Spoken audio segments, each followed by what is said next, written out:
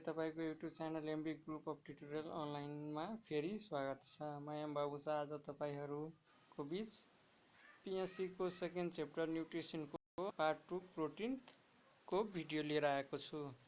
यदि भिडियो राम्रो लाग्यो भने लाइक शेयर गरिदिनु होला। यदि अहिलेसम्म यो च्यानललाई सब्स्क्राइब गर्नु भएको छैन भने सब्स्क्राइब गरेर बेल आइकनलाई थिचिदिनु होला।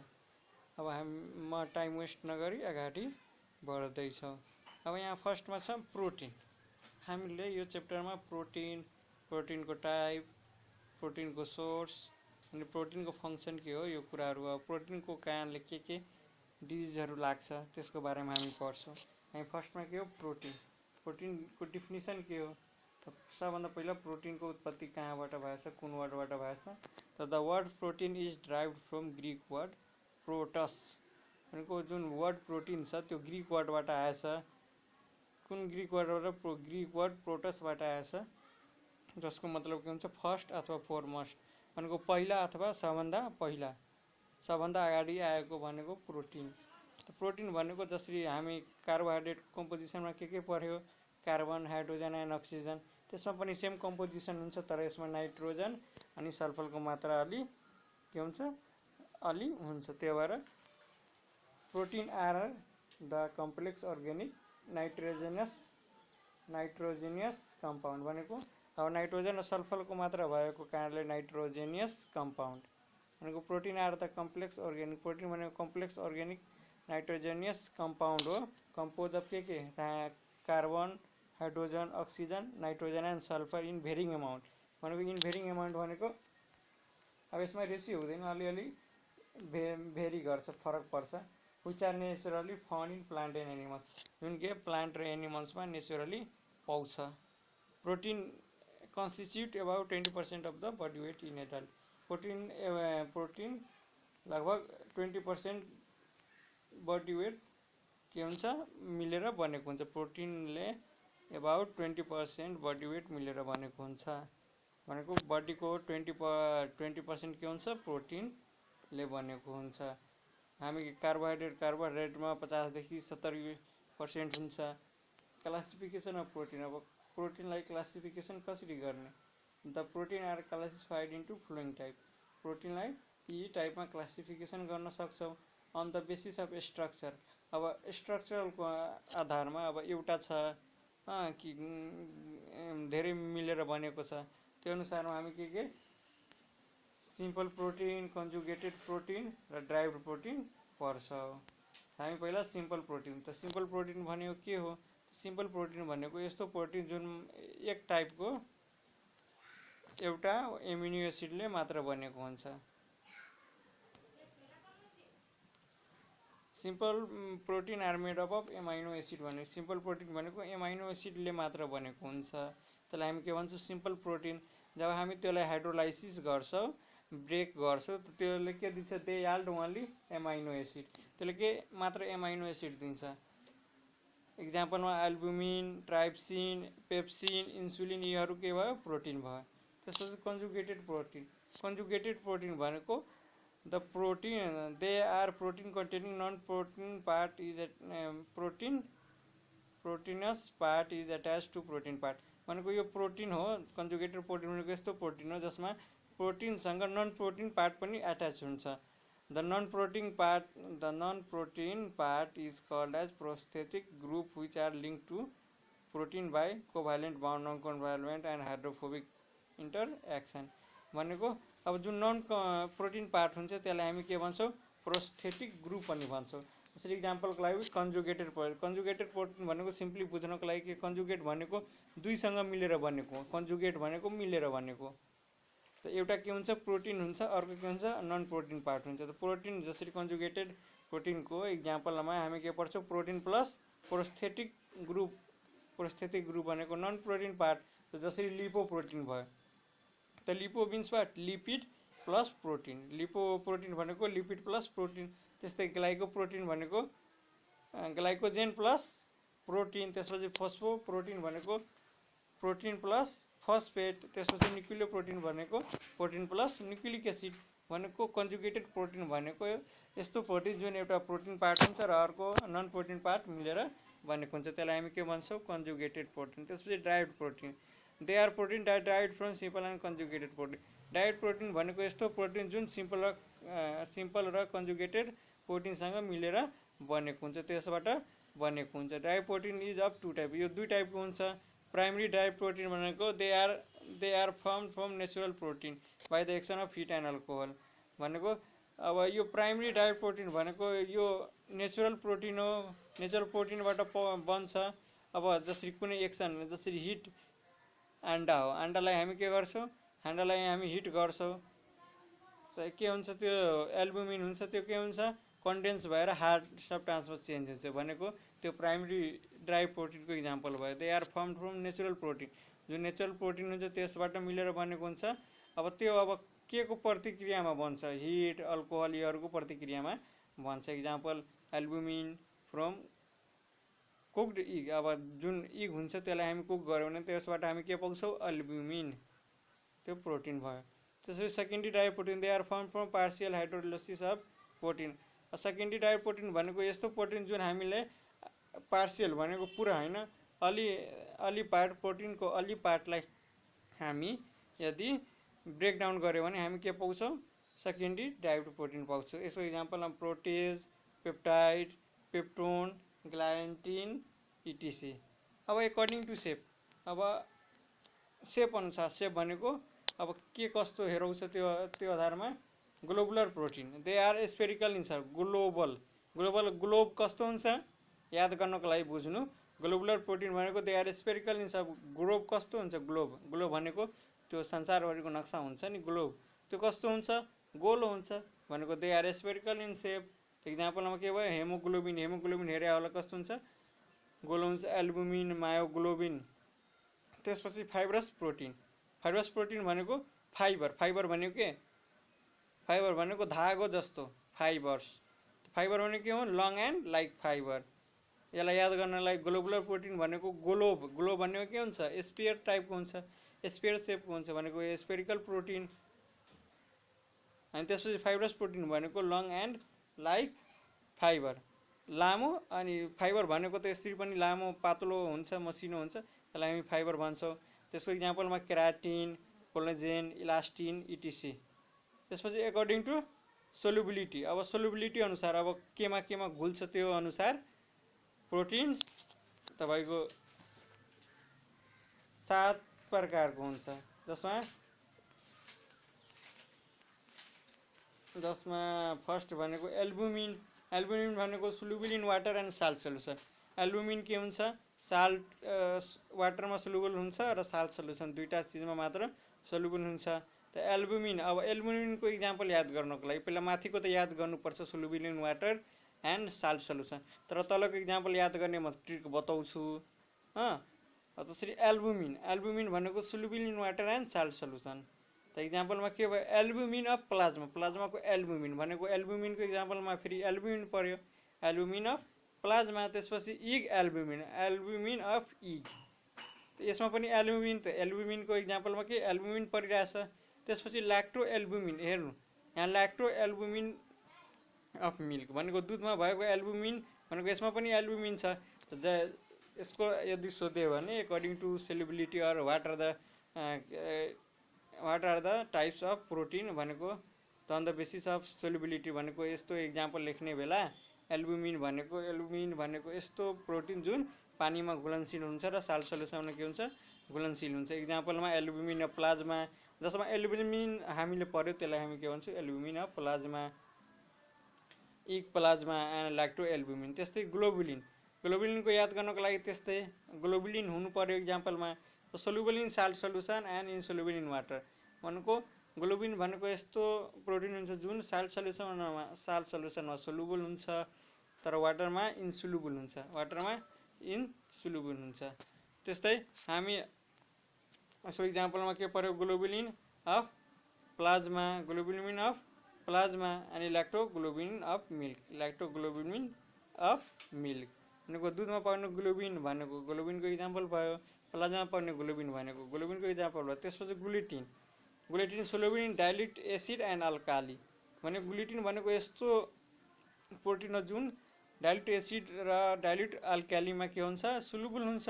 इक्जाम्पलमा gluten of wheat, gluten of zein, यो भनेको यो सब के भयो, gluten of maize, gluten of barley, योहरू के भयो तपाईँको ग्लुटिनको इक्जाम्पल भयो। त्यसपछि प्रोलामिन्स, प्रोलामिन्स भनेको only soluble in dilute alcohol, dilute अल्कोहलमा मात्र सोलुबल भयो भने त्यसलाई हामी के भन्छौँ, प्रोलामिन्स। यसको example zeins of corn, zein of corn, क्रोनको जेन भनेको यसको इक्जाम्पल भयो। त्यसपछि प्रोटामिन, प्रोटामिन भनेको soluble in water and ammonia, soluble in water and ammonia, protamine. Protamines भनेको salmine from salmon fish, salmon फिसबाट पाउने सलामिन हुन्छ, त्यो के हुन्छ, प्रोटामिनको इक्जाम्पल भयो। त्यसपछि histone, soluble in water and dilute acid, histone भनेको सोलुबल पानीमा घुलनशील हुन्छ र डाइल्युट एसिडमा, डाइल्युट अल्कोहलमा घुलनशील हुन्छ। जस्तो यसको example chromatin histone, chromatin histone यसको के भयो, इक्जाम्पल भयो। त्यसपछि लास्टमा छ scleroprotein, insoluble in water, dilute acid and, भनेको यो कुनैमा पनि सोलुबल हुँदैन, सबै इन्सोल्युबल हुन्छ, त्यसलाई हामी के भन्छौँ, कोलेजिन। यसको इक्जाम्पलमा कोलेजिन, केराटिन, इलास्टिन भनेको जति पनि त्यो हामी पढ्यो नि फाइब्रस प्रोटिन, त्योहरू के पानीमा घुलनशील हुन्छ। जस्तै हाम्रो कपाल, कपाल भनेको यसमा केराटिन हुन्छ, यसलाई पानीमा घुलायो भने घुल्छ, घुल्दैन, एसिडमा पनि घुलायो भने घुल्दैन, भनेको यो स्क्लेरोप्रोटिनको इक्जाम्पल भयो। त्यसपछि हामी पढ्छौँ सोर्स, अब कहाँबाट पाउँछौँ, त there are two main source, भनेको एउटा एनिमल सोर्स, अर्को प्लान्ट सोर्स। त दुईवटा सोर्स हुन्छ, एनिमल सोर्स र plant source. Animal source protein content all essential amino acid in proper quantity. Animal सोर्समा के हुन्छ, जति पनि इसेन्सियल एमाइनो एसिड हुन्छ सब राम्रो मात्रामा हुन्छ, सब राम्रो मात्रामा हुन्छ, त्यो भएर यसलाई बायोलोजिकल कम्प्लिट प्रोटिन पनि भन्छ। एनिमल्सको सोर्सलाई बायोलोजिकल कम्प्लिट प्रोटिन पनि भन्छ, किनकि because animals source protein contain all the essential amino acid in proper amount, proper एमाउन्टमा जति पनि एमाइनो इसेन्सियल एमाइनो एसिड छ एनिमल्स प्रोटिनमा प्रेजेन्ट हुन्छ, त्यही भएर हामीले यसलाई के भन्छ, biological complete protein. Also called as first class, यसलाई फर्स्ट क्लास प्रोटिन पनि भन्छ, किनकि यसमा धेरै जसो प्रोटिनहरू, धेरै जसो इसेन्सियल एमाइनो एसिडहरू के गर्छ,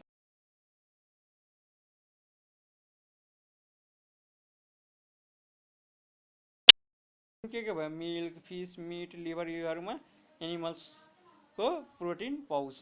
त्यसपछि vegetable source, vegetable source protein contain low essential amino acid, यसमा धेरै कम हुन्छ, धेरै कम इसेन्सियल एमाइनो एसिड हुन्छ, so these are called biological incomplete protein, त्यो भएर यसलाई हामीले भन्छौँ बायोलोजिकल इन्कम्प्लिट प्रोटिन भन्छौँ। And also called as second, त्यो फर्स्ट क्लास त यो सेकेन्ड क्लास, त्यो बायोलोजिकल कम्प्लिट प्रोटिन भनेको यो बायोलोजिकल इन्कम्प्लिट प्रोटिन।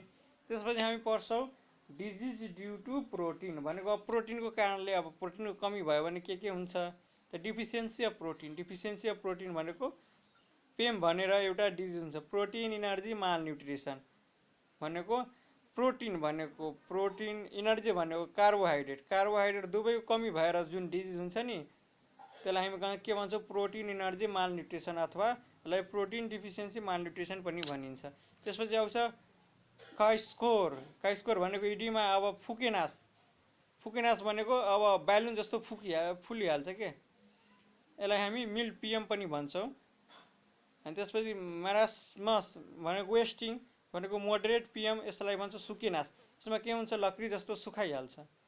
त्यसपछि अर्को हुन्छ के 4 नम्बरमा म्यारास्मिक क्रिस्कर भनेको यो सिभियर दुवै भएको, अब फुकेनास पनि सुकेनास पनि दुवै भएकोलाई हामी के भन्छौँ, म्यारास्मिक काइस्कर भनेको यो सिभियर प्रोटिनमा, भनेको यसको याद गर्नको लागि अब त्यस्तो यो याद हुँदैन भने प्रोटिन के अरे PEM, mild PEM, moderate PEM अनि सिभियर पिएम, यस्तो याद गरेपछि पनि हुन्छ।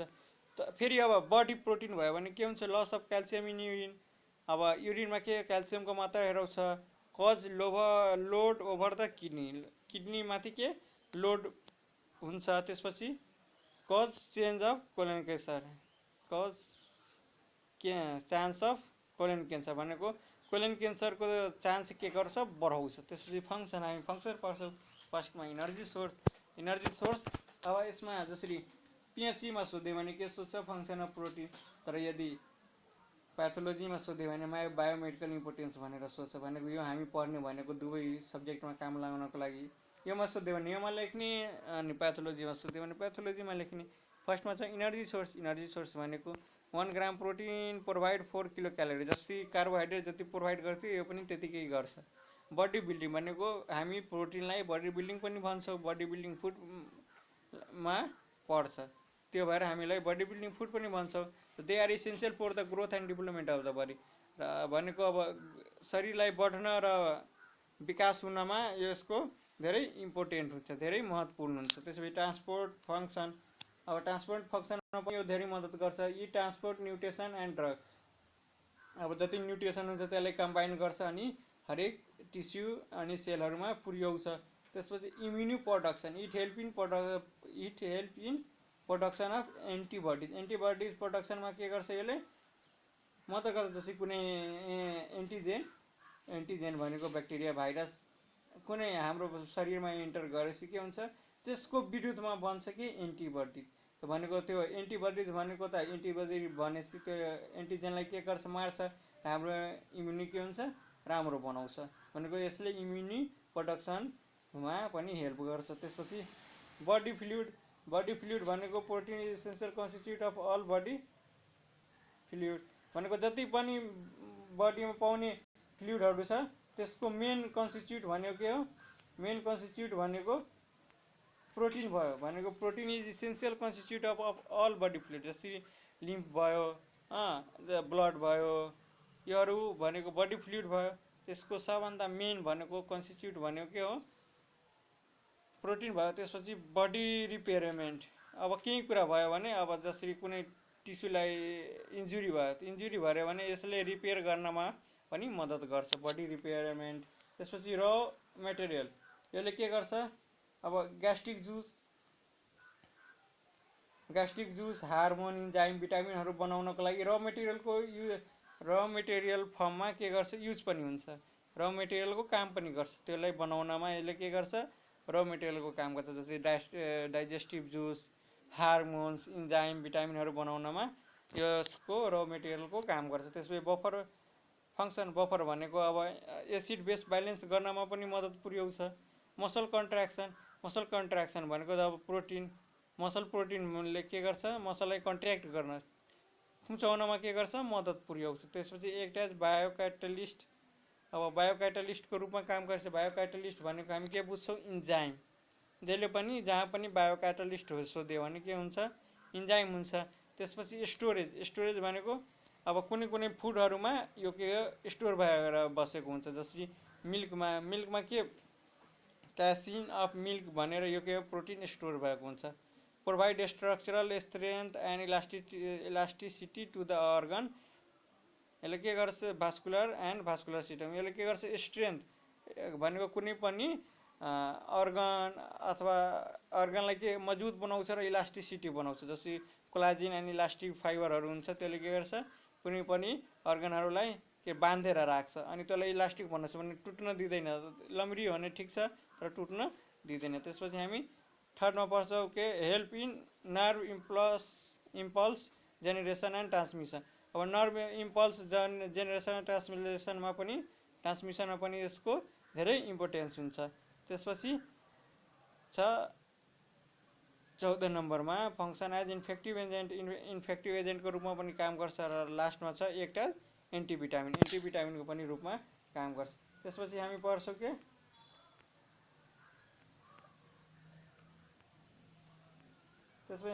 Amino acid. एमाइनो एसिड भनेको प्रोटिनको सबभन्दा स्मलेस्ट पार्ट अथवा यसको स्मलर युनिट अफ प्रोटिन पनि भन्न सक्छौँ। मोनोमेयर अफ प्रोटिन पनि भन्छ। बिल्डिङ ब्लक भनेको बिल्डिङ ब्लक अफ प्रोटिन पनि एमाइनो एसिडलाई भन्न सक्छौँ। Amino acid contain 2 functional group. दुईवटा फङ्सनल ग्रुप हुन्छ। एउटा भनेको एमाइनो भनेको एमोनिया NH3 हुन्छ तर एमिनो भनेको NH2 एन्ड कार्बोक्सिलिक ग्रुप भनेको कार्बोक्सिल ग्रुपको एसिड दुवै मिलेर के भने एमाइनो एसिड। एमाइनो अनि कार्बोक्सिल एसिडको एसिड दुवै मिलेर एमाइनो एसिड भनेको कार्बोक्सिल ग्रुपमा भनेको COOH। Amino acid are the end product of protein digestion which are absorb through the wall of small intestine. भनेको एमाइनो एसिड भनेको प्रोटिनाइजेसन, प्रोटिन जब टुक्रा टुक्रा भएर जब सानो सबभन्दा सानो पार्टिकल हुन्छ त्यो भनेको इन्ड प्रडक्ट, प्रोटिनको सबभन्दा इन्ड प्रडक्ट, सबको लास्टको इन्ड प्रडक्ट भनेको एमाइनो एसिड भनेको लास्टसम्म एमाइनो एसिडसम्म टुट्छ, त्योभन्दा अगाडि टुट्दैन। अनि त्यो भनेको हाम्रो जुन वाल हुन्छ बिल्ली अब स्मल इन्टेस्टाइन, त्यसले के गर्छ, त्यसलाई अब्जर्भ गर्छ, भनेको एमाइनो एसिड अब्जर्भ गर्छ हाम्रो स्टोमेटले, प्रोटिन के अरे अब्जर्भ गर्छ। जब प्रोटिन हामी खान्छौँ त्यो प्रोटिन के हुन्छ, टुक्रा टुक्रा भएर सबभन्दा सानो पार्टिकल एमाइनो एसिडमा के हुन्छ, चेन्ज हुन्छ। अब there are 24 amino acid, total कतिवटा एमाइनो एसिड छ, 20 वटा, out of which 20 are needed in human body, जसबाट 20 वटा जसरी पनि ह्युमन बडीमा चाहिन्छ, भनेको 20 वटालाई ह्युमन बडीलाई के इम्पोर्टेन्स हुन्छ। त्यसपछि आउट अफ 20, 20 भन्दा out of 20 10 are called essential amino, त जुन 20 वटा थियो जुन ह्युमन बडीलाई चाहन्छ के अरे ह्युमन बडीलाई जरुरी हुन्थ्यो, त्यसबाट 10 वटालाई हामी इसेन्सियल एमाइनो एसिड भन्छौँ। अब क्लासिफिकेसन, अब they classification of amino acid, they are classified into 2 type, 2 टाइपमा क्लासिफाई गरेछ, इसेन्सियल एमाइनो एसिड अनि अर्को भनेको नन इसेन्सियल, कहिलेकाहीँ सेमी इसेन्सियल भनेर पनि भन्छ। त इसेन्सियल एमाइनो एसिड र अर्को भनेको नन इसेन्सियल। इसेन्सियल भनेको त इसेन्सियल भनेको जरुरी, जरुरी भनेको the amino acid which can not synthesize by body in sufficient amount and required from outside as in form of food, भनेको यस्तो एमाइनो एसिड जसले जुन हाम्रो बडीभित्र के बन्दैन, सेन्थिजाइड भनेको बन्दैन, अनि बाहिरबाट हामीले यसलाई के को रूपमा लिन्छौँ, खानाको रूपमा लिन्छौँ, त्यसलाई हामी के भन्छौँ, इसेन्सियल एमाइनो एसिड। यो कतिवटा हुन्छ, 8 वटा नम्बरमा 8 वटा हुन्छ, 8 वटा वा 2टा भनेको दुवै सब मिलाएर 10 वटा हुन्छ, इसेन्सियल र सेमी इसेन्सियल मिलाएर 10 वटा हुन्छ, तर इसेन्सियल मात्र सोध्यो भने 8 वटा हुन्छ, 2टा बिचको भनेको सेमी इसेन्सियल। त कसरी याद गर्ने, essential amino acid are as follow, यसलाई याद गर्ने पिभिटी, पिभिटी पिभिटिटिआई, पिभिटिटिआई, पिभिटिटिआई, पिभी, पिभिटिटिआई महल, एमएचएल, पिभिटिटिआई महल, कसरी याद गर्ने, पिभिटिटिआई महल, पिभिटिटिआई महल। पी भनेको फिनाइल एनालिन, त्यसपछि भी भनेको भ्यालानिन, टी भनेको ट्राइफाइटोफेम, टी भनेको थेरोनिन, आई भनेको आइसोल्युकिन, एम भनेको मिथ्योनिन, एच भनेको हिस्टाडिन, ए भनेको आर्गेनिन, एल भनेको ल्युसिन अनि एल भनेको लाइसिन। योमा 2टा एचए, एचए हामी पढ्छौँ नि, एचए भनेको के हो, एचए भनेको सेमी इसेन्सियल, बाँकी जति पिभिटिटिआई महल छ त्यति के भयो, त्यति भयो इसेन्सियल एमाइनो एसिड, तर बिचको 2टा के भयो, नन इसेन्सियल के अरे सेमी इसेन्सियल एमाइनो एसिड।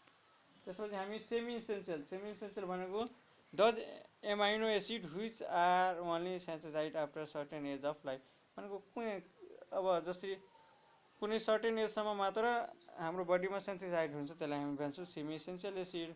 अनि required for the period are called semi essential, भनेको केही समयको लागि मात्र युज के अरे उत्पादन हुन्छ हाम्रो बडीमा, त्यसपछि हुँदैन, त्यसलाई हामी सेमी इसेन्सियल। जुन हाम्रो बडीमा उत्पादन हुन्छ त्यसलाई हामी के भन्छौँ, नन इसेन्सियल, भनेको जसलाई हामी बाहिरबाट खानाको रूपमा लिँदैन त्यसलाई हामी के भन्छौँ, नन इसेन्सियल एसिड। यो भएर हाम्रो के सकिहाल्यो, यति थियो हाम्रो यो च्याप्टरमा, यति सकेपछि हाम्रो च्याप्टर सक्यो। Thank you for watching.